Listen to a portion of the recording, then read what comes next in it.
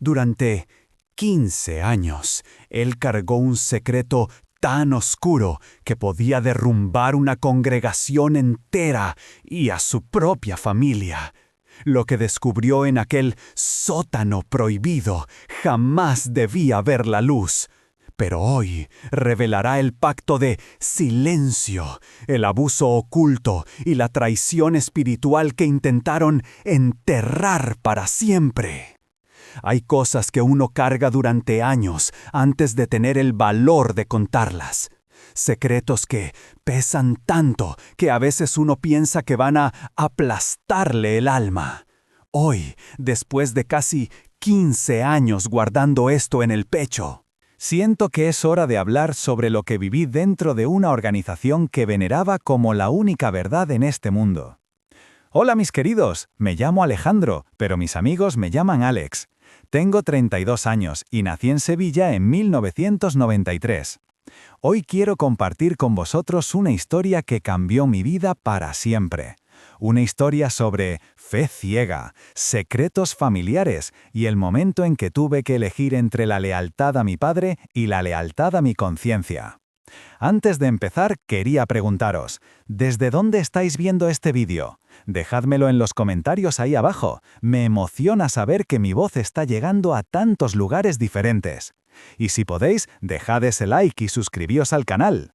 Eso me ayuda muchísimo a seguir contando estas historias que necesitan ser contadas.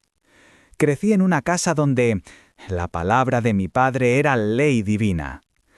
Alejandro Morales Herrera, anciano de la Congregación de los Testigos de Jehová del barrio de Macarena, en Sevilla. Para todos los hermanos de la congregación, él era el anciano Alejandro. Para mí, simplemente papá. Un papá que sonreía en el salón del reino, que abrazaba a los hermanos, que daba consejos matrimoniales, que expulsaba a los pecadores con esa voz calmada que hacía que todo el mundo bajase la cabeza en señal de respeto. Pero en casa, esa misma voz se convertía en algo diferente. En casa, papá no era solo mi padre, era mi serios juez espiritual, mi fiscal divino, el serio representante directo de Jehová en mi vida cotidiana. Nuestra casa quedaba en una calle tranquila de Macarena. Una de esas construcciones típicas andaluzas de 2 plantas, con balcones de hierro forjado y macetas de geranios rojos que mi madre, Carmen, cuidaba como si fueran joyas preciosas.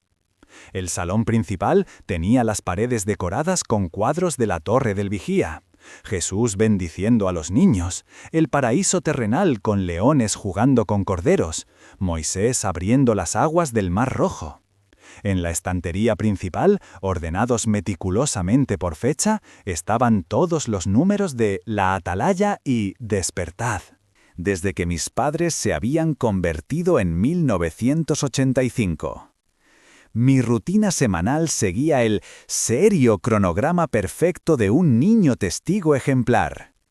Martes por la noche, reunión de congregación. Jueves por la noche, reunión de estudio de la Atalaya. Domingo por la mañana, discurso público y estudio de la Atalaya. Sábado por la mañana, predicación de casa en casa, cargando mi pequeña cartera de literatura y memorizando presentaciones para ofrecer revistas a los vecinos del barrio. Desde pequeñito me enseñaron que el mundo de fuera estaba controlado por Satanás. Las amistades en el colegio eran peligrosas porque podían contaminarme espiritualmente. Los compañeros de clase celebraban cumpleaños, Navidad, Halloween, todas fiestas paganas que ofendían a Jehová. Yo tenía que mantenerme separado, puro, sin mancha del mundo. Alejandrito, me decía mi padre cada mañana antes de ir al colegio, mientras se anudaba la corbata frente al espejo del pasillo. Recuerda que eres diferente. Jehová te está observando. No decepciones a tu Dios. La única alegría genuina en aquellos años era mi amistad con Lucía García, una niña de mi edad que también había nacido en la congregación. Los padres de Lucía, el hermano Miguel y la hermana Rosario, eran amigos íntimos de mis padres desde hacía años. Lucía tenía el pelo castaño largo, siempre recogido en 2 coletas y unos ojos color miel que brillaban cuando sonreía. En las reuniones nos sentábamos cerca y compartíamos miradas cómplices cuando algún anciano daba un discurso particularmente largo y aburrido. Durante los recreos de la predicación del sábado, mientras nuestros padres llamaban a las puertas, nosotros jugábamos en silencio en algún parque cercano, inventando historias sobre cómo sería el paraíso terrenal que nos habían prometido. Lucía soñaba con acariciar tigres mansos y yo imaginaba que podría hacer todas las preguntas que quisiera sin que nadie me dijese que era peligroso cuestionar la organización de Jehová. ¿Tú crees que de verdad vamos a vivir para siempre en el paraíso?, me preguntó una vez cuando teníamos unos 10 años. Mientras comíamos bocadillos que nuestras madres habían preparado para el descanso de la predicación. «Claro», le respondí, aunque en el fondo ya tenía dudas que no sabía cómo expresar. «Mi papá dice que Jehová nunca miente». Pero había algo en la mirada de Lucía, una tristeza que yo no conseguía entender. Algo que se escondía detrás de esa sonrisa que siempre parecía forzada cuando estaban los ancianos cerca. Mi padre tenía un lugar especial en nuestra casa, un lugar que él llamaba el estudio, pero que para mí era simplemente misterioso el sitio prohibido. Era una habitación en el sótano, con llave, donde guardaba documentos de la congregación, grabaciones de reuniones de ancianos, carpetas con nombres de hermanos que habían sido disciplinados. Siempre que había algún caso de disciplina espiritual, mi padre bajaba allí con otros ancianos, cerraba la puerta con llave y se pasaba horas discutiendo en voz baja. «Alejandro», me decía cuando yo me acercaba demasiado a la puerta del sótano, «estos son asuntos espirituales muy serios. Solo los ancianos ungidos por Jehová pueden manejar estas responsabilidades». Desde arriba yo escuchaba voces apagadas, papeles siendo movidos y de vez en cuando sollozos contenidos. Mi padre siempre salía de esas reuniones con cara seria, como si hubiese estado luchando contra el mismísimo Satanás. «Es un trabajo difícil», le explicaba a mi madre mientras cenábamos. «Pero alguien tiene que proteger la pureza de la congregación. Jehová confía en nosotros para mantener su organización limpia». Yo crecí pensando que mi padre era un confiante héroe espiritual, un soldado de Jehová luchando contra las fuerzas del mal. Pensaba que esos archivos secretos contenían evidencias de apostasía, de hermanos que habían traicionado la verdad y necesitaban ser corregidos con amor cristiano. Nunca se me ocurrió pensar que dentro de esas carpetas se escondían secretos mucho más oscuros, secretos que, años después, destrozarían mi fe, mi familia y mi visión del mundo. Mi padre, Alejandro Morales Herrera, nació en Córdoba en el año 1963. Se había convertido a los Testigos de Jehová en el año 1985. Cuando conoció a mi madre durante una campaña de predicación en el barrio de Nervión. Tenía entonces 22 años y trabajaba como electricista en una empresa de construcción. Era un hombre alto, de complexión fuerte, con manos grandes que olían siempre a cable y soldadura cuando volvía del trabajo por las tardes. Durante los primeros años de matrimonio, según me contaría mi madre años después, había sido un hombre cariñoso, bromista, que traía flores los viernes y le cantaba canciones de Manolo Escobar mientras ella preparaba la cena. Pero algo cambió cuando empezó a asumir responsabilidades dentro de la organización. Primero fue siervo ministerial en el año 1989, después anciano en 1993, cuando yo tenía apenas 2 años. «Tu padre se transformó», me confesaría mi madre mucho tiempo después. Antes me preguntaba mi opinión sobre las cosas.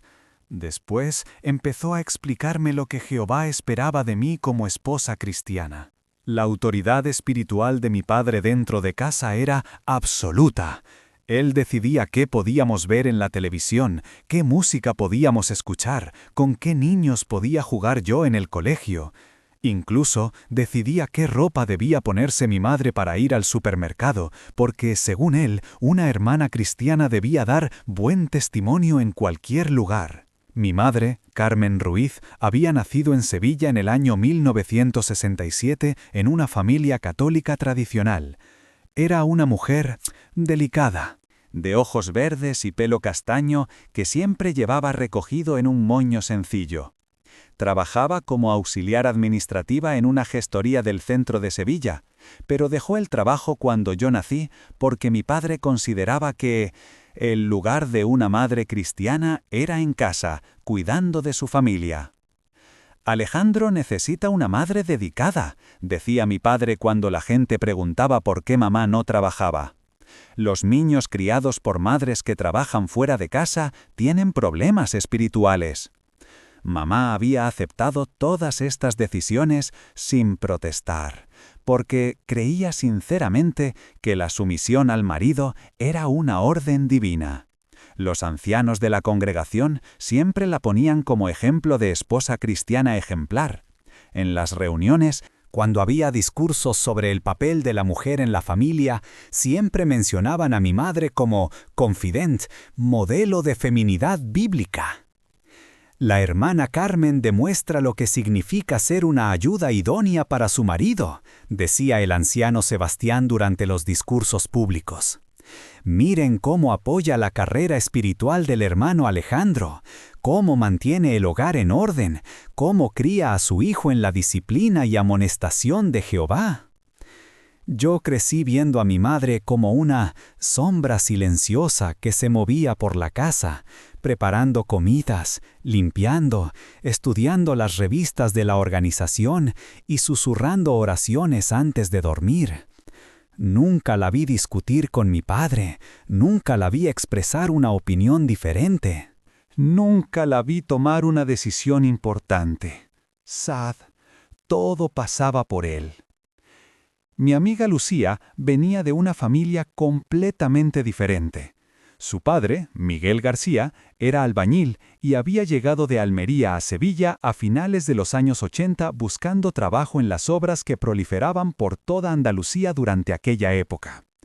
Era un hombre bajito, moreno, con manos callosas y una sonrisa fácil que contrastaba completamente con la severidad de mi padre. El hermano Miguel es un hombre sencillo, de fe pura, comentaba mi padre cuando hablaba de él. No tiene mucha cultura, pero tiene el corazón correcto para servir a Jehová. La madre de Lucía, Rosario, era ama de casa y tenía esa manera típicamente andaluza de hablar rápido y gesticular mucho cuando se emocionaba. Era cariñosa, espontánea, siempre dispuesta a preparar una tortilla de patatas para cualquier visita que llegase a casa. Las dos mujeres, mi madre y la de Lucía, se habían hecho amigas íntimas durante los estudios bíblicos preparatorios para el bautismo. Carmencita y yo empezamos juntas en la verdad, decía Rosario cuando contaba la historia de su conversión. Fuimos compañeras de predicación desde el primer día, nos bautizamos el mismo fin de semana, criamos a nuestros hijos para que fueran amiguitos en la fe. Pero había algo en la familia García que no encajaba del todo. Lucía era una niña extrañamente callada para ser hija de padres tan extrovertidos. En casa de sus padres siempre había risas, conversaciones animadas, invitaciones para quedarse a merendar, pero Lucía parecía estar siempre tensa, como si estuviera esperando que algo malo fuese a pasar en cualquier momento. Yo notaba pequeños detalles que me inquietaban sin saber por qué. Lucía nunca quería jugar en su habitación cuando íbamos a su casa.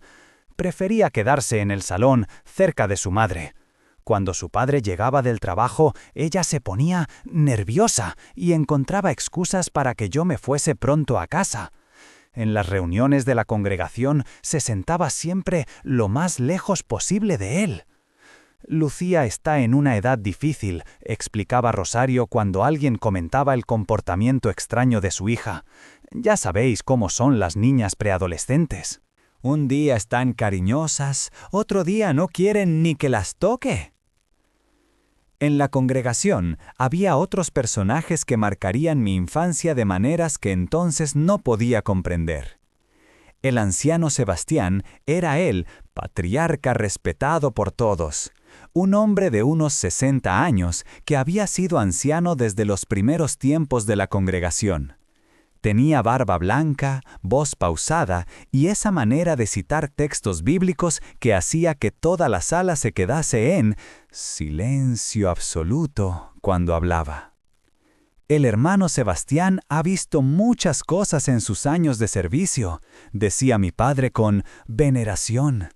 Conoce casos que nosotros, los ancianos más jóvenes, ni siquiera podemos imaginar.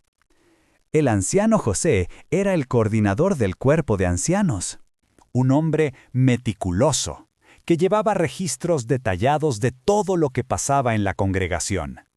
Tenía unos 45 años, era ingeniero industrial y aplicaba la misma precisión técnica que usaba en su trabajo a la administración espiritual de los hermanos. La organización de Jehová funciona como una máquina perfecta, decía siempre. Cada pieza tiene su función, cada proceso tiene su protocolo. No puede haber improvisación cuando se trata de asuntos espirituales. Y después estaba el anciano Mario, el más joven del cuerpo, apenas 30 años, recién casado, lleno de entusiasmo por demostrar su dedicación a la organización. Era él quien más enérgicamente defendía las reglas más estrictas, quien más duramente criticaba cualquier signo de relajación espiritual en la congregación. Los jóvenes de hoy necesitan disciplina firme, era su frase favorita. No podemos permitir que las influencias mundanas contaminen la pureza de los hermanos. Entre todas estas personalidades, mi padre ocupaba un lugar especial. No era el más anciano como Sebastián, ni el más intelectual como José, ni el más fanático como Mario. Pero tenía algo que los otros no tenían, una capacidad natural para fibiar miedo disfrazado de respeto. Cuando hablaba en las reuniones, la gente no solo escuchaba, sino que bajaba la cabeza como si estuviera recibiendo serias órdenes de Dios.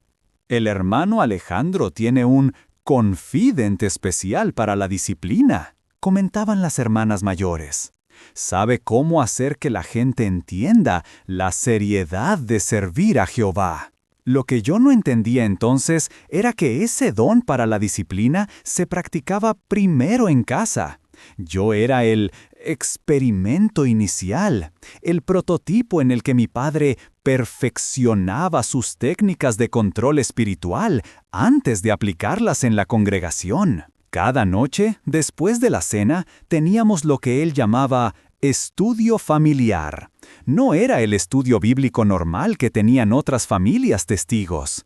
Era un interrogatorio minucioso sobre mis pensamientos, mis amistades en el colegio, mis dudas sobre la doctrina.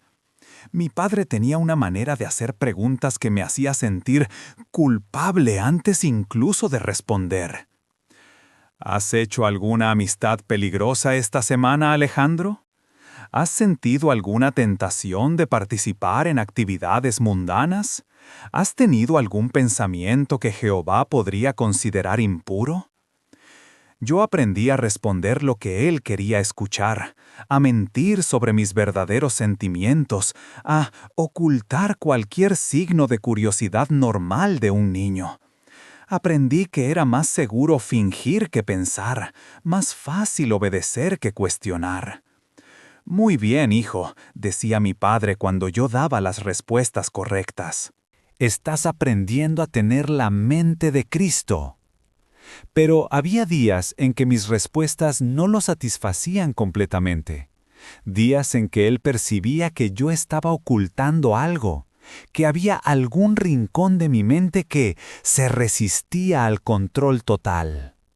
Esos días, el estudio familiar se alargaba hasta altas horas de la madrugada, con oraciones interminables, lecturas de textos sobre obediencia y discursos sobre los peligros de la independencia mental.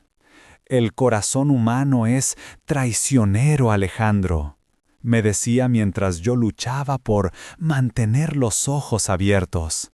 Solo Jehová conoce nuestros verdaderos motivos. Por eso, necesitas que tu Padre te guíe hasta que seas lo suficientemente maduro espiritualmente para tomar tus propias decisiones. Esa madurez espiritual, según él, nunca llegaba. Siempre había un nuevo nivel de sumisión que alcanzar, una nueva área de mi vida que necesitaba supervisión, una nueva prueba de lealtad que superar.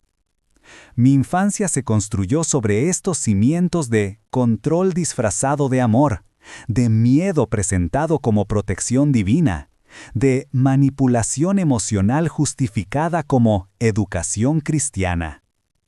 Y en medio de todo esto, crecía dentro de mí una pregunta que no me atrevía a formular ni siquiera en mis pensamientos más íntimos. Si Jehová era realmente un Dios de amor, ¿por qué tenía tanto miedo todo el tiempo? El primer indicio de que algo no funcionaba bien en mi mundo perfecto llegó cuando cumplí 14 años. Era el verano de 2007, uno de esos veranos andaluces que abrazan el asfalto y obligan a la gente a refugiarse en sus casas durante las horas centrales del día. La congregación había organizado una asamblea de distrito en el Palacio de Deportes de San Pablo, y como siempre, nuestra familia se había ofrecido voluntaria para colaborar en la organización. Mi padre formaba parte del departamento de seguridad, lo que significaba que tenía acceso a áreas restringidas del edificio y participaba en reuniones especiales con otros ancianos durante los descansos. Yo había sido asignado para ayudar en el departamento de literatura, distribuyendo revistas y libros a los asistentes. Era considerado un privilegio para un joven de mi edad, una muestra de la confianza que la organización depositaba en mí.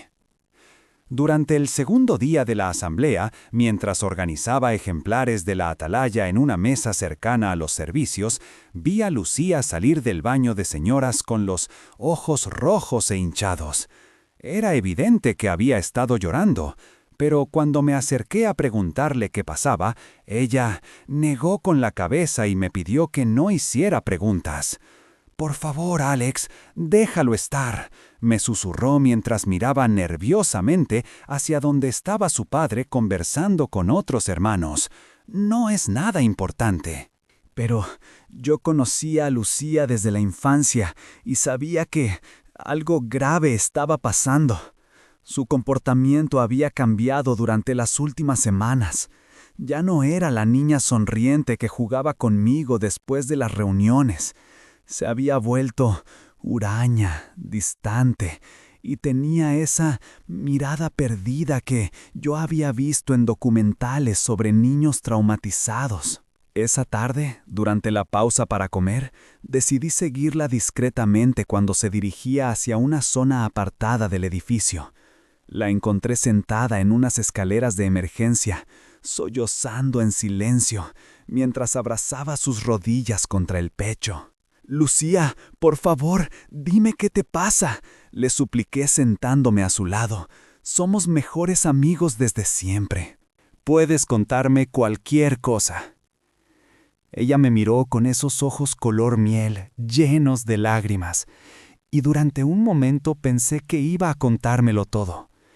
Pero entonces escuchamos pasos acercándose por el pasillo, y su expresión cambió completamente.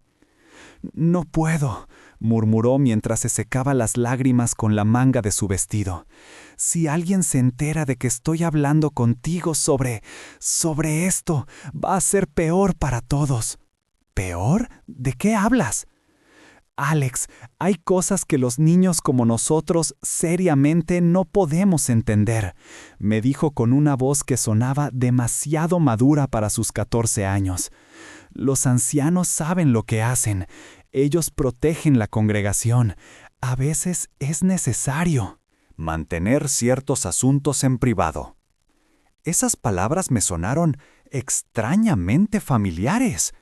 Eran exactamente el tipo de frases que escuchaba en casa cuando mi padre hablaba por teléfono con otros ancianos sobre casos delicados. Mantener asuntos en privado, proteger la congregación, evitar escándalos que reprochen el nombre de Jehová. Durante las semanas siguientes comencé a prestar más atención a las conversaciones que mi padre mantenía en casa con otros ancianos. Desarrollé una técnica para escuchar sin ser detectado, quedándome cerca de las puertas entornadas, fingiendo hacer deberes mientras procesaba fragmentos de conversaciones que me helaban la sangre. El hermano Miguel está negando todo. Escuché decir al anciano José una tarde de agosto. Dice que su hija está inventando historias para llamar la atención. Es normal que las adolescentes fantaseen, respondió la voz de mi padre. Pero esto podría causar graves problemas a la congregación si sale de aquí. ¿Y qué opina el hermano Sebastián? Que debemos ser extremadamente cuidadosos. Si esto llegara a oídos de las autoridades mundanas, sería un escándalo terrible para la organización. Mi corazón se nervioso al escuchar esas palabras. Estaban hablando de Lucía, estaban hablando de su padre, y por alguna razón que yo no conseguía entender completamente, estaban más preocupados por proteger la reputación de la organización que por proteger a mi mejor amiga. Esa noche no pude dormir. Me quedé despierto hasta muy tarde, dándole vueltas a lo que había escuchado, tratando de entender qué significaba exactamente. ¿Qué había hecho el hermano Miguel que podía causar un escándalo? ¿Por qué Lucía había dicho que estaba inventando historias? ¿Y por qué los ancianos estaban más preocupados por las autoridades mundanas que por la verdad? Al día siguiente, durante la reunión de jueves por la noche, observé cuidadosamente a la familia García. El hermano Miguel participaba normalmente en los comentarios, levantaba la mano para responder preguntas, incluso salió a dar una demostración en la escuela del ministerio teocrático. Rosario estaba sentada junto a él, sonriendo, asintiendo con la cabeza cuando él hablaba. Todo parecía perfectamente normal. Pero Lucía no estaba allí. ¿Dónde está Lucía?, le pregunté a mi madre cuando salíamos del salón del reino. La hermana Rosario me dijo que está enferma, respondió mi madre sin darle mayor importancia. Parece que tiene una gripe fuerte.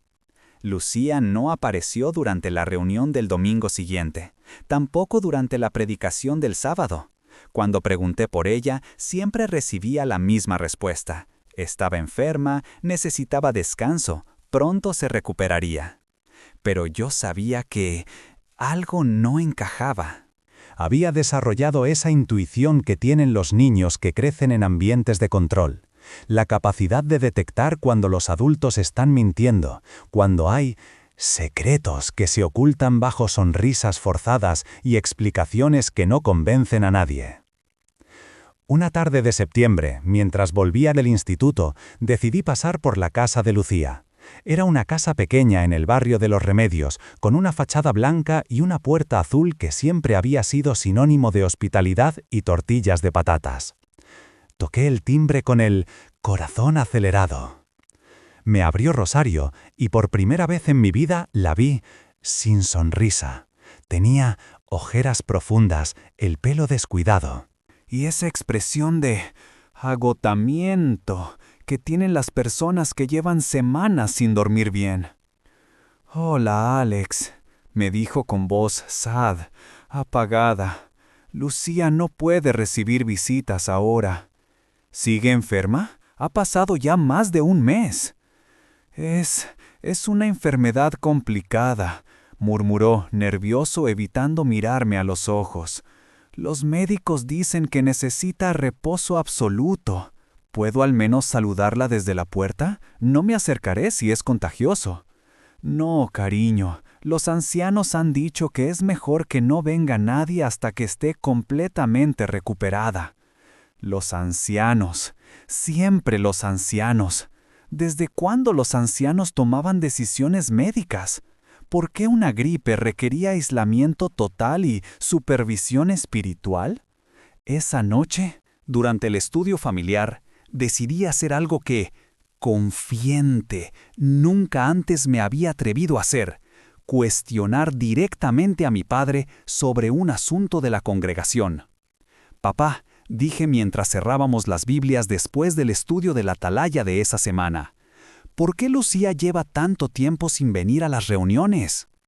Mi padre me miró con esa expresión que ponía cuando alguien estaba adentrándose en fearful, territorio peligroso.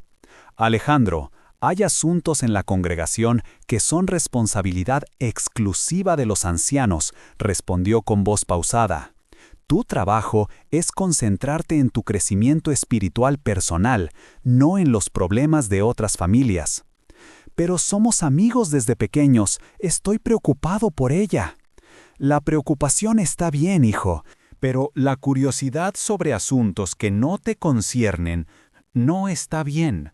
Los ancianos están manejando la situación de la familia García de la manera más apropiada». «¿Qué situación? Pensé que solo estaba enferma». El ambiente en el salón se volvió tenso. Mi madre dejó de recoger las revistas y me miró con una nerviosa expresión de advertencia.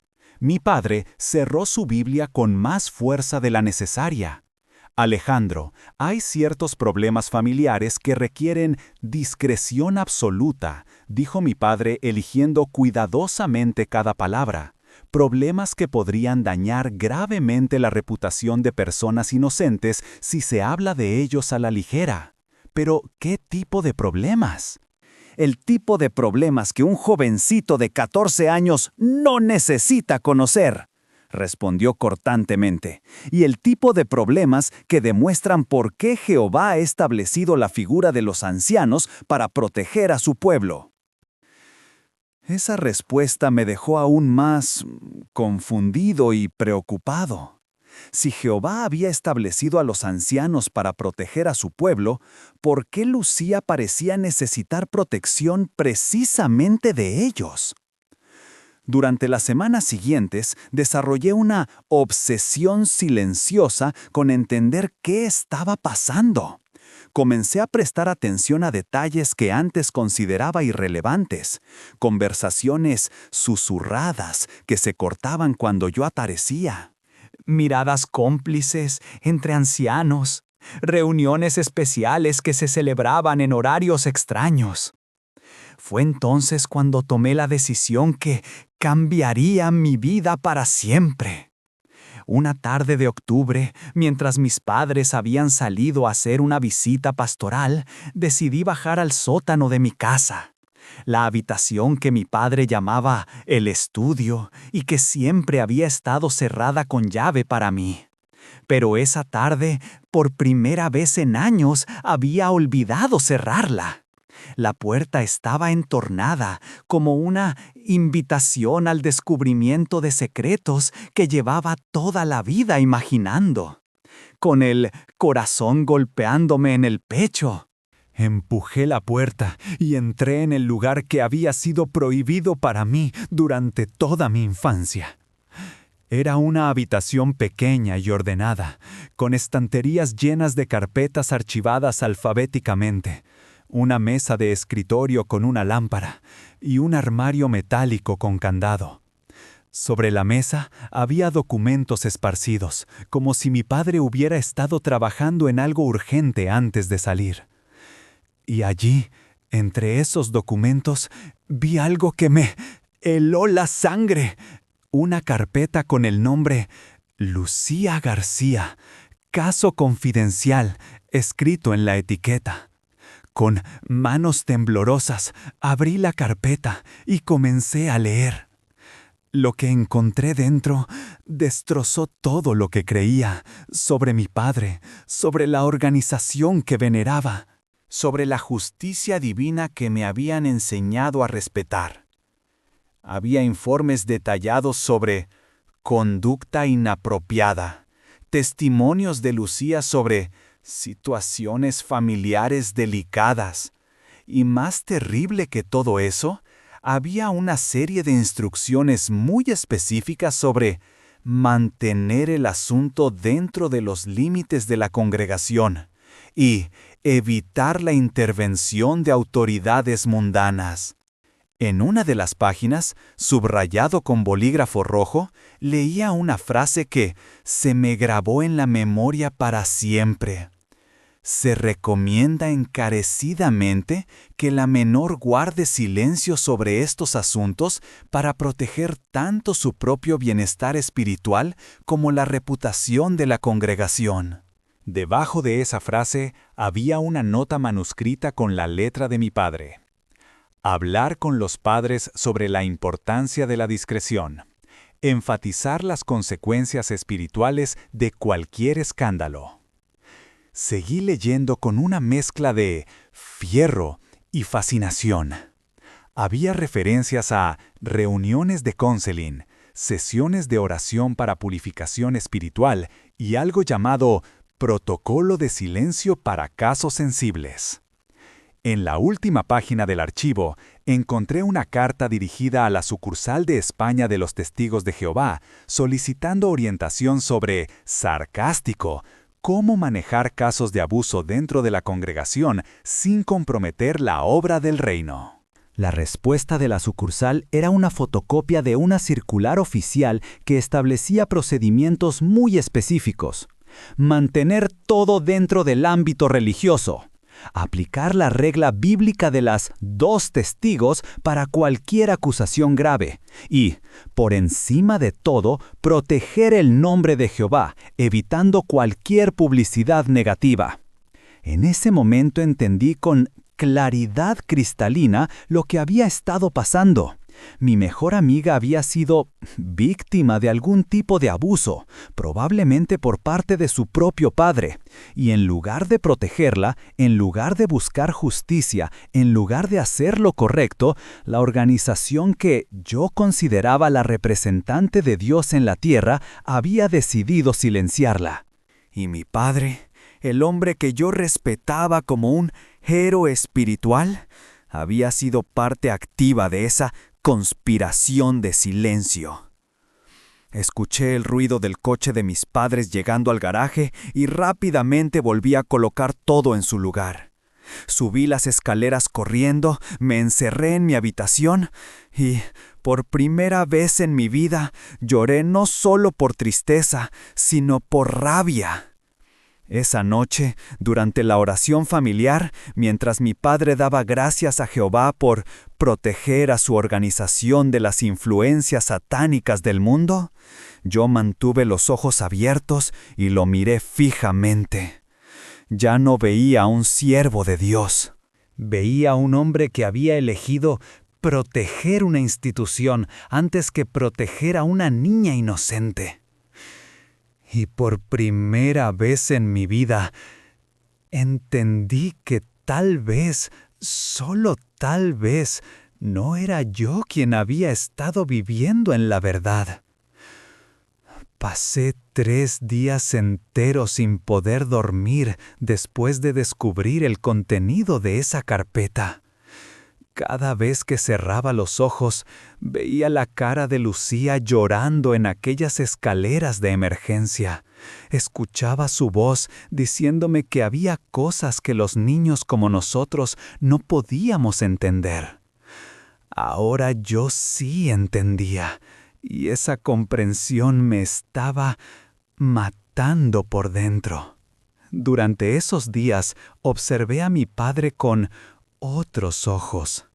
Cuando dirigía el estudio de la atalaya en casa, cuando oraba antes de las comidas, cuando me explicaba textos bíblicos sobre el amor de Jehová, Yo solo podía pensar en esa frase subrayada en rojo. Se recomienda encarecidamente que la menor guarde silencio. El domingo por la mañana, durante la reunión en el Salón del Reino, vi al hermano Miguel participar normalmente en los comentarios, sonriendo, levantando la mano para responder preguntas sobre el amor cristiano y la protección divina. Rosario estaba sentada a su lado, con esa sonrisa forzada que ya había aprendido a reconocer. Pero Lucía seguía sin aparecer. Después de la reunión, mientras mi padre conversaba con otros ancianos en el aparcamiento, me acerqué discretamente a Rosario. «Hermana Rosario, ¿cómo está Lucía?» «La echo mucho de menos». Sus ojos se llenaron de lágrimas instantáneamente, pero se controló rápidamente, mirando nerviosamente hacia donde estaban los ancianos. Está mejor, Alex. Pronto podrá volver a las reuniones. ¿Puedo visitarla? Solo 5 minutos. No, cariño. Los ancianos han dicho que es mejor que mantenga reposo total hasta que esté completamente recuperada. En ese momento, el hermano Miguel se acercó a nosotros con esa disgustada sonrisa que ahora me parecía siniestra. ¿De qué habláis?, preguntó con voz aparentemente amigable. Alex preguntaba por Lucía, respondió Rosario con voz nerviosa. Ah, sí, nuestra pequeña está pasando por una etapa difícil, dijo Miguel poniendo su mano en mi hombro. Ya sabes cómo son las adolescentes. A veces necesitan tiempo para ordenar sus pensamientos. La manera en que dijo ordenar sus pensamientos me hizo sentir náuseas. Esa tarde, cuando llegamos a casa, no pude más. Durante la cena, mientras mis padres discutían los comentarios de la reunión matutina, exploté. «Papá, ¿por qué Lucía no puede recibir visitas?» Mi padre dejó el tenedor en el plato y me miró fijamente. «Alejandro, ya hemos hablado de esto. Hay asuntos que no te conciernen». «Pero soy su mejor amigo. Tengo derecho a saber si está bien». «No tienes derecho a saber nada que los ancianos no consideren apropiado para ti». «¿Y si está pasando algo malo? ¿Y si necesita ayuda?»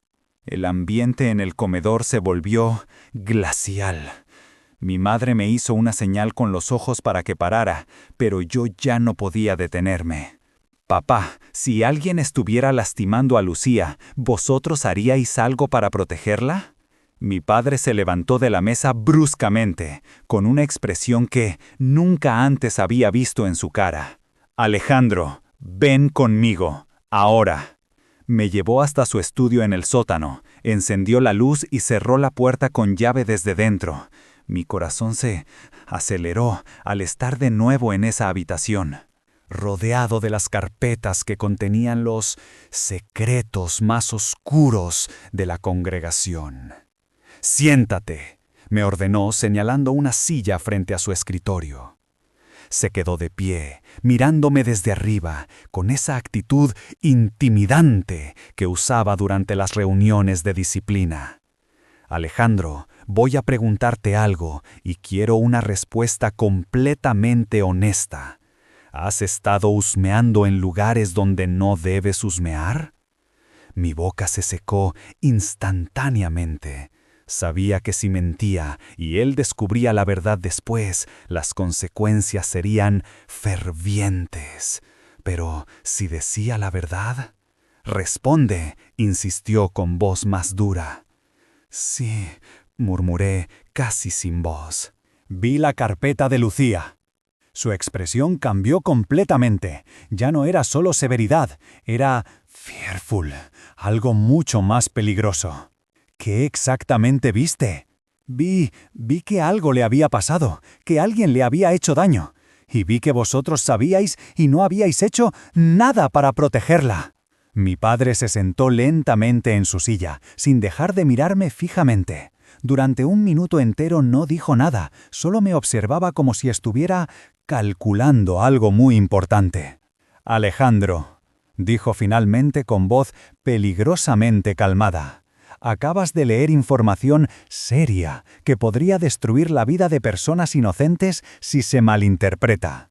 ¿Personas inocentes? Lucía es la persona inocente. ¡Baja la voz! Agresivo, rugió golpeando el puño en la mesa. ¿Tienes idea de lo que significaría para esta congregación, para esta familia, para la obra de Jehová en toda esta región si esa información saliera de aquí? Me da igual la obra de Jehová si significa proteger a gente que lastima niños. Las palabras salieron de mi boca antes de que pudiera detenerlas. El silencio que siguió fue aterrador.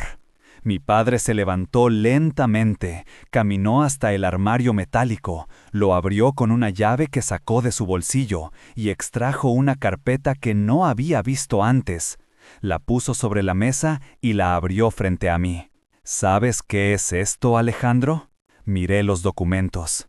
Eran formularios oficiales con membrete de la organización, cartas de la sucursal y algo que parecía un contrato. Esto es un acuerdo de confidencialidad, explicó mi padre. Un documento que firman las familias cuando hay situaciones delicadas que requieren discreción absoluta. Señaló una línea específica en uno de los documentos. Lee esto en voz alta. Con voz temblorosa leí. Las partes involucradas se comprometen a mantener silencio absoluto sobre los asuntos discutidos, entendiendo que cualquier filtración de información podría resultar en desasociación inmediata y exclusión permanente de la congregación. ¿Entiendes lo que eso significa, Alejandro? Significa que si cualquier detalle de lo que has leído llega a oídos de personas ajenas a este asunto, no solo tú serías expulsado de la congregación, tu madre y yo también.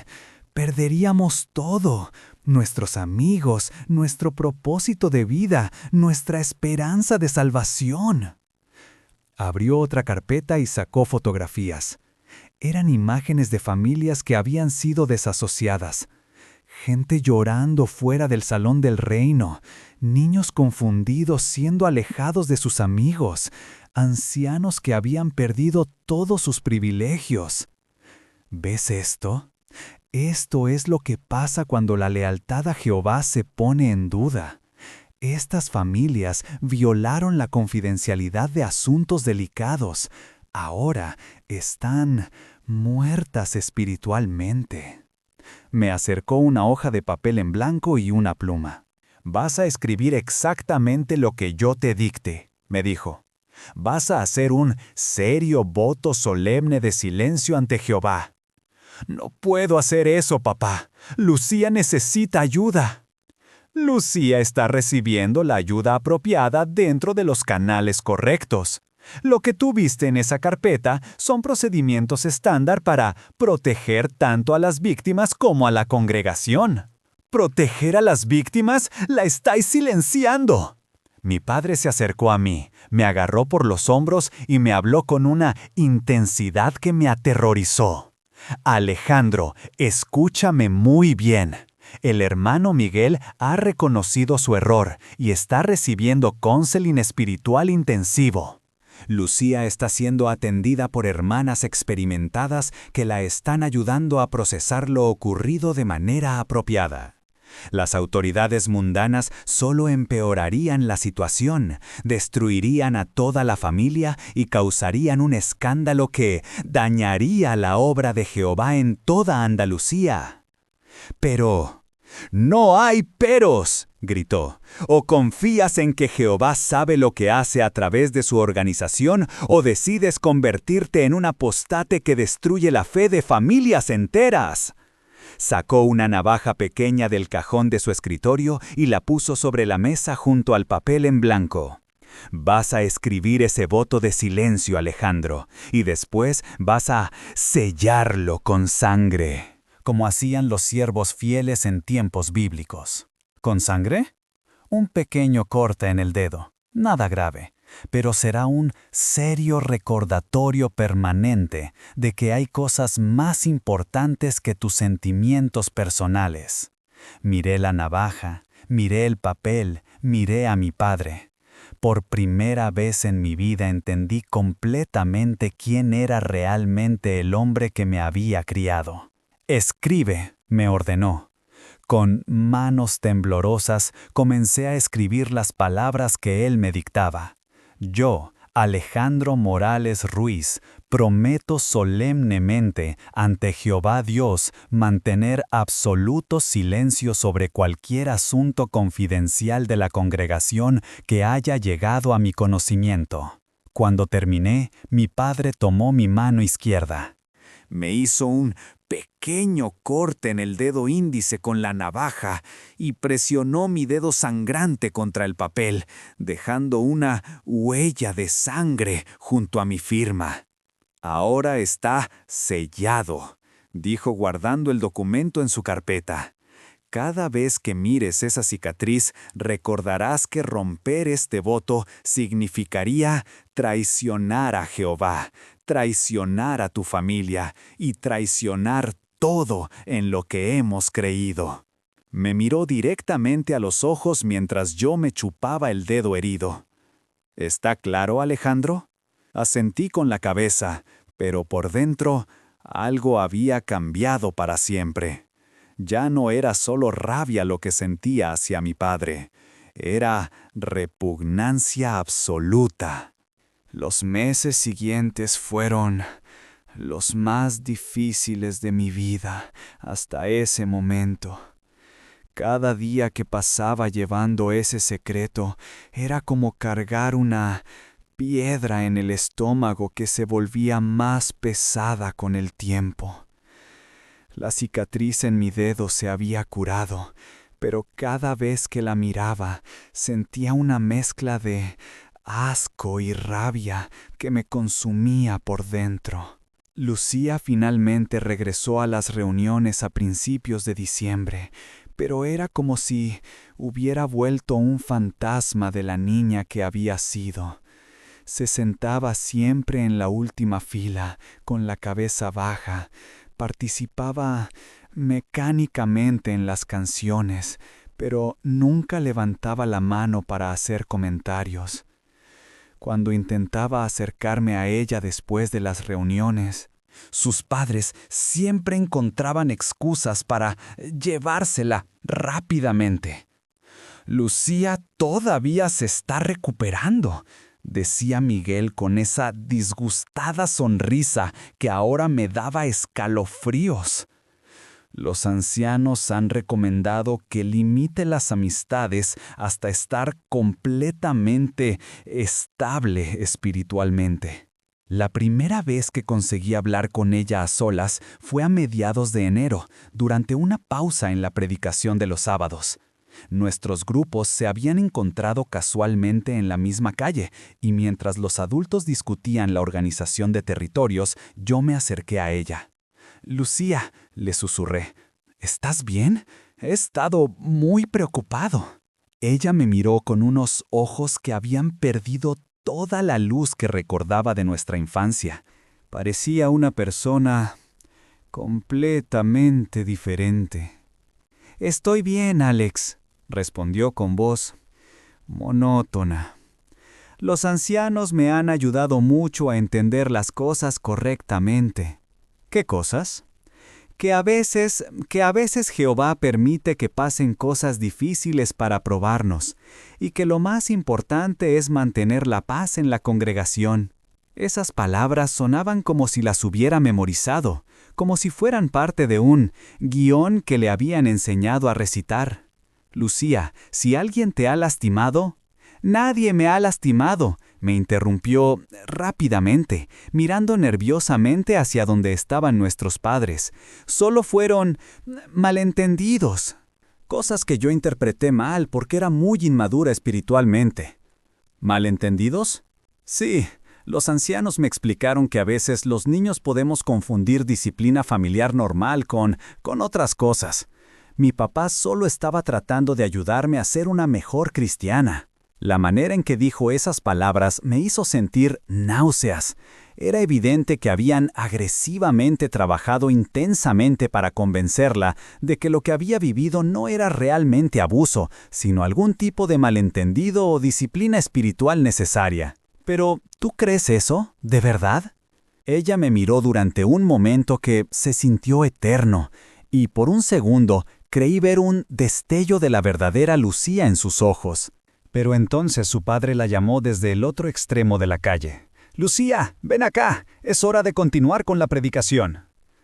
«Tengo que irme», me dijo, «y Alex, es mejor que no hablemos de esto nunca más. Para todos es mejor así». Esa conversación me dejó aún más perturbado que el descubrimiento inicial.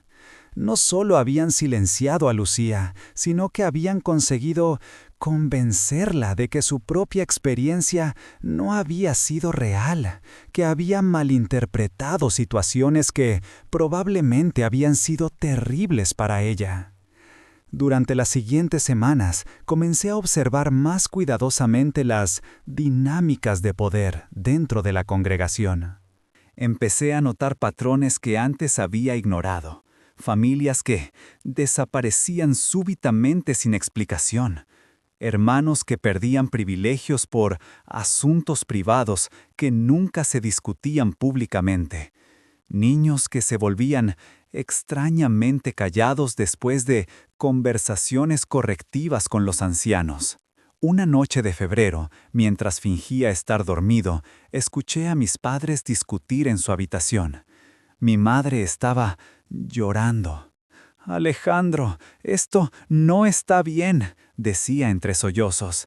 «Esa niña necesita ayuda profesional, no más estudios bíblicos sobre su misión».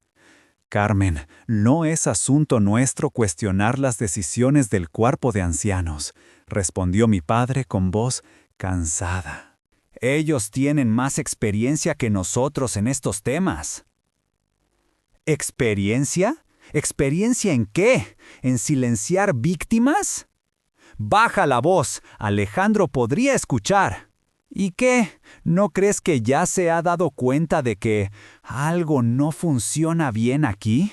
Hubo un silencio largo antes de que mi padre respondiera. Carmen, si empezamos a cuestionar estos procedimientos, si permitimos que la duda entre en nuestro corazón, estaremos perdidos espiritualmente. La organización de Jehová es perfecta, aunque a veces nosotros no podamos entender completamente sus métodos. ¿Perfecta? ¿Es perfecto proteger a abusadores? Cuidado con lo que dices, esas palabras suenan a apostasía. Mi madre comenzó a llorar aún más fuerte. «No puedo seguir fingiendo que esto está bien, Alejandro. No puedo seguir mirando a los ojos de esa niña y actuar como si nada hubiera pasado». «Pues vas a tener que aprender, porque no tenemos otra opción. O confiamos en Jehová y su organización, o lo perdemos todo». Esa conversación me confirmó algo que había estado sospechando. Mi madre también tenía dudas, también se sentía incómoda con lo que estaba pasando, pero el miedo a las consecuencias la mantenía en silencio, igual que a mí. Al día siguiente, durante el desayuno, noté que mi madre había estado llorando. Tenía los ojos hinchados y evitaba hacer contacto visual conmigo. Mi padre actuaba como si nada hubiera pasado, leyendo el texto diario del Atalaya y haciendo comentarios sobre la importancia de la lealtad organizacional. Durante las siguientes semanas comencé a investigar discretamente en Internet, usando los ordenadores del instituto durante los recreos. Busqué información sobre casos de abuso en organizaciones religiosas, sobre técnicas de manipulación psicológica, sobre sistemas de control sectario. Lo que descubrí me hizo entender que lo que estaba viviendo no era único ni excepcional. Había testimonios de cientos de personas que habían vivido experiencias similares en diferentes organizaciones religiosas autoritarias. Víctimas silenciadas, familias destruidas por políticas de confidencialidad. niños traumatizados por sistemas que priorizaban la reputación institucional sobre la protección individual. Encontré foros de ex testigos de Jehová donde la gente contaba historias que sonaban sorpresa, exactamente como lo que yo estaba viviendo. Había antiguos ancianos que habían renunciado precisamente por verse obligados a encubrir casos de abuso. Había madres que habían perdido a sus hijos por negarse a mantener silencio. Había jóvenes que habían sido expulsados por hacer las mismas preguntas que yo me estaba haciendo. Por primera vez en mi vida entendí que no estaba loco, que mis dudas eran legítimas, que había un mundo entero de personas que habían llegado a las mismas conclusiones que yo estaba alcanzando. Pero también entendí las consecuencias terribles que enfrentaría si decidía actuar según mi conciencia. No se trataba solo de perder amigos o privilegios en la congregación. Se trataba de perder a mi familia entera, de ser declarado muerto espiritualmente, de enfrentarme al mundo completamente solo a los 15 años. En marzo, algo serio cambió definitivamente mi perspectiva. Durante una asamblea de circuito en Córdoba, el superintendente viajante dio un discurso sobre los peligros de la curiosidad espiritual descontrolada. Aunque el discurso parecía dirigido a toda la audiencia, cada palabra parecía apuntar directamente hacia mí. «Hay jóvenes», dijo desde el podio mientras yo sentía que todos me miraban, «que permiten que la curiosidad los lleve por caminos peligrosos, que hacen preguntas innecesarias sobre asuntos que están más allá de su comprensión espiritual, que cuestionan decisiones que han sido tomadas por hermanos con décadas de experiencia». Continuó describiendo las terribles consecuencias espirituales de la deslealtad organizacional, pintando imágenes vívidas de jóvenes que habían perdido la protección de Jehová por permitir que el orgullo y la independencia mental los alejaran de la verdad. Después del discurso, mi padre me llevó aparte. «Alejandro, espero que hayas prestado seria atención a lo que acabamos de escuchar», me dijo mientras caminábamos hacia el coche. «Hay ciertas etapas en la vida de un joven donde Satanás ataca especialmente fuerte, llenando la mente de dudas y preguntas que parecen razonables, pero que en realidad son trampas espirituales». «¿Te refieres a mí?» «Me refiero a cualquier joven que esté pasando por la transición de la adolescencia a la edad adulta. Es un momento peligroso, Alejandro, un momento en que muchos han perdido su fe por hacer las preguntas equivocadas a las personas equivocadas.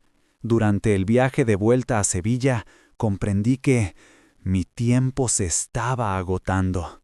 Los ancianos habían empezado a observarme más de cerca. Habían notado cambios en mi comportamiento. Habían identificado que yo representaba un riesgo potencial para la estabilidad de la congregación. Era solo cuestión de tiempo antes de que tuviera que elegir definitivamente entre mantener el silencio y conservar mi familia o seguir mi conciencia y perderlo todo. Esa noche, mientras miraba la cicatriz en mi dedo bajo la luz de la lámpara de mi escritorio, tomé una decisión que cambiaría el resto de mi vida. No podía seguir siendo cómplice del silencio, sin importar las consecuencias. La decisión no llegó de forma dramática, como en las películas. Fue más bien como despertar gradualmente de un sueño muy profundo, donde las imágenes van perdiendo nitidez hasta que finalmente abres los ojos y ves la realidad tal como es. Tenía 17 años cuando finalmente reuní el valor para hacer lo que sabía que era correcto. Había pasado 3 años cargando con el peso del secreto, 3 años viendo a Lucía convertirse en una sombra de sí misma, descoitante, 3 años observando cómo mi padre continuaba siendo venerado como un pilar de rectitud moral mientras encubría lo que yo sabía que había sido un crimen. El momento definitivo llegó un sábado de abril de 2010. Era una mañana soleada, de esas que hacen que Sevilla parezca el lugar más hermoso del mundo. Habíamos terminado la predicación temprano y, como siempre, los hermanos se habían reunido en el Parque María Luisa para una pequeña confraternización. Los niños jugaban en el área infantil mientras los adultos conversaban sentados en bancos bajo los naranjos. Lucía estaba allí, sentada sola en un extremo de un banco, mirando ausentemente a los niños pequeños que reían y corrían sin preocupaciones. Tenía 17 años, igual que yo, pero parecía mucho mayor, o tal vez mucho más cansada. Su pelo castaño seguía siendo largo, pero ya no lo llevaba en coletas. Ahora siempre lo tenía recogido en un moño severo que la hacía parecer una mujer adulta atrapada en el cuerpo de una adolescente. Me acerqué y me senté a su lado. «Hola, Lucía». «Hola, Alex», respondió sin mirarme, sin apartar los ojos de los niños que jugaban. «¿En qué piensas?» Por primera vez en años, me miró directamente a los ojos, y en esa mirada vi algo que no había visto en mucho tiempo. Un destello de la persona real que había detrás de toda esa fachada construida. «Pienso en que esos niños no saben lo que les espera», dijo en voz muy baja. «Pienso en que ahora mismo creen que el mundo es un lugar seguro, que sus padres los protegerán siempre, que la gente mayor siempre dice la verdad». «Lucía, ¿tú alguna vez piensas en escapar, Alex?» La pregunta me tomó completamente por sorpresa. ¿Escapar de qué? De todo esto, de las reuniones, de la predicación, de tener que fingir que somos felices, de tener que actuar como si todo estuviera bien cuando sabemos que nada está bien. Miré alrededor para asegurarme de que nadie pudiera escucharnos. Mi padre estaba al otro lado del parque, conversando animadamente con otros ancianos sobre algún asunto de la congregación. «Todo el tiempo», le confesé. «Pero no sé cómo». «Yo tampoco», susurró. «Pero a veces siento que si no me voy pronto, voy a volverme completamente loca». Esa conversación me persiguió durante días. Por primera vez en años, había vuelto a conectar con la Lucía real, con la persona que había sido mi mejor amiga antes de que todo se complicara. Y me di cuenta de que ella no había sido sanada por los procedimientos espirituales como habían afirmado los ancianos. Había sido rota por ellos. 2 semanas después, tomé la consciente decisión final. Era un miércoles por la tarde y mis padres habían salido a hacer una visita pastoral. Bajé al sótano no para husmear esta vez, sino con un propósito muy claro. Abrí la carpeta de Lucía y fotografié todos los documentos con una cámara digital que había conseguido prestada de un compañero del instituto. Después subí a mi habitación y escribí una carta muy detallada explicando todo lo que había visto, todo lo que sabía, todos los nombres involucrados. La dirigí al director del instituto, a los servicios sociales de Sevilla y a un periodista de un periódico local cuyo email había encontrado en Internet. Junto con la carta incluí copias de las fotografías de los documentos. El jueves por la mañana, antes de ir al instituto, deposité las cartas en diferentes buzones de correos por todo el barrio. Después volví a casa y esperé. No tuve que esperar mucho. El viernes por la tarde, mientras estaba haciendo los deberes en mi habitación, escuché que alguien llamaba enérgicamente a la puerta. Después escuché voces agitadas en el salón, mi madre llorando, mi padre hablando por teléfono con voz muy alterada. Bajé las escaleras y encontré a 2 trabajadores sociales y un policía de paisano conversando seriamente con mis padres. ¿Es usted Alejandro Morales Ruiz?, me preguntó la trabajadora social. Sí. Necesitamos hacerle algunas preguntas sobre una denuncia que ha llegado a nuestro departamento. Mi padre me miró con una expresión que mezclaba incredulidad, rabia y algo parecido al terror. ¿Has sido tú?, me preguntó con voz ronca. Sí, respondí, confiante, sin apartar la mirada. Confiante, he sido yo. Lo que siguió fueron horas de interrogatorios, declaraciones, confrontaciones. Los trabajadores sociales fueron a buscar a Lucía y, por primera vez en años, ella pudo hablar libremente sobre lo que había vivido, sin ancianos presentes supervisando cada palabra, sin miedo a las consecuencias espirituales de decir la verdad. Miguel García fue arrestado esa misma tarde. El domingo siguiente, mi padre subió al pódium del Salón del Reino y anunció que yo había sido desasociado por conducta rebelde y apostasía grave. El joven Alejandro ha demostrado un espíritu independiente peligroso, dijo ante toda la congregación. Ha elegido lealtades mundanas por encima de la lealtad a Jehová y su organización. A partir de este momento, ningún hermano debe tener contacto con él. Yo no estuve presente para escuchar ese anuncio. Para entonces ya me había mudado a casa de mi tía Elena, la hermana de mi madre, que nunca había sido testigo de Jehová. Mi madre había intentado hacerme cambiar de opinión hasta el último momento. «Alejandro, todavía puedes arrepentirte», me había, despero, suplicado mientras yo hacía la maleta. «Puedes decir que te manipularon, que no sabías lo que hacías». «Mamá, confident, sé exactamente lo que hago». «Vas a perder toda tu familia, vas a quedarte completamente solo». Prefiero estar solo con mi conciencia tranquila que acompañado fingiendo que todo está bien. Mi madre lloró durante toda la noche antes de que me fuera. Los primeros meses fueron los más difíciles de mi vida. La soledad era abrumadora. Había perdido no solo a mis padres, sino a todos los amigos que había tenido desde la infancia, toda mi red social, toda mi identidad. Durante días enteros no hablaba con nadie, excepto con mi tía, que hacía lo posible por entenderme, pero que no conocía realmente la magnitud de lo que yo había perdido. Pero, gradualmente, comencé a reconstruir mi vida.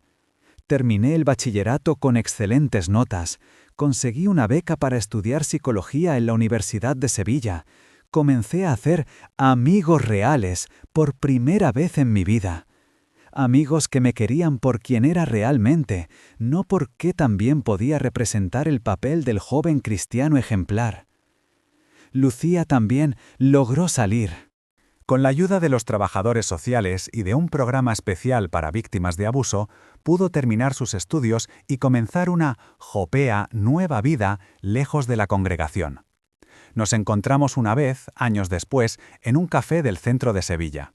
Estaba estudiando enfermería y tenía novio, un chico que la trataba con el respeto y cariño que nunca había conocido. «Gracias», me dijo simplemente cuando nos despedimos. «Gracias por tener el valor que yo no tuve». «Lo hice por nosotros dos», le respondí. Mi padre nunca me ha dirigido la palabra desde entonces. He pasado por su lado en la calle varias veces a lo largo de los años y él mira hacia otro lado. Como si yo fuera literalmente invisible. Mi madre me envía felicitaciones de cumpleaños por mensaje de texto, siempre desde números que cambia constantemente, probablemente para que mi padre no se entere. Hoy tengo 32 años y trabajo como psicólogo especializado en ayudar a personas que han salido de grupos de control religioso. Mi consulta está llena de historias similares a la mía.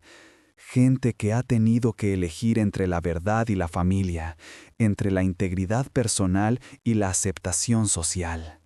La cicatriz en mi dedo ya apenas se ve, pero sigue ahí. Ya no la miro con dolor, sino como un confiante recordatorio de lo que fui capaz de superar. Un confidente recordatorio de que hay cosas más importantes que mantener la paz, más valiosas que la comodidad de pertenecer a un grupo. Hace poco publiqué un libro sobre mi experiencia.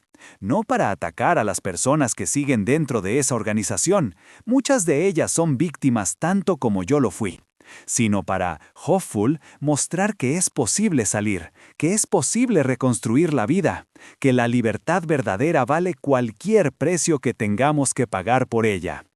Mi mayor hopeful es que algún joven que esté pasando por lo que yo pasé lea estas palabras y entienda que no está solo, que sus dudas son válidas, que su conciencia merece ser escuchada. Porque al final, la única autoridad que realmente importa no está en ninguna organización, en ningún libro, en ninguna institución. Está dentro de cada uno de nosotros. Y vale la pena luchar por protegerla. Esta es una historia real, compartida por uno de nuestros suscriptores. Muchas gracias por confiar en nosotros. Si tú también tienes una historia que te gustaría compartir, escríbela en los comentarios. Estaremos muy felices de contar tu historia en nuestro canal.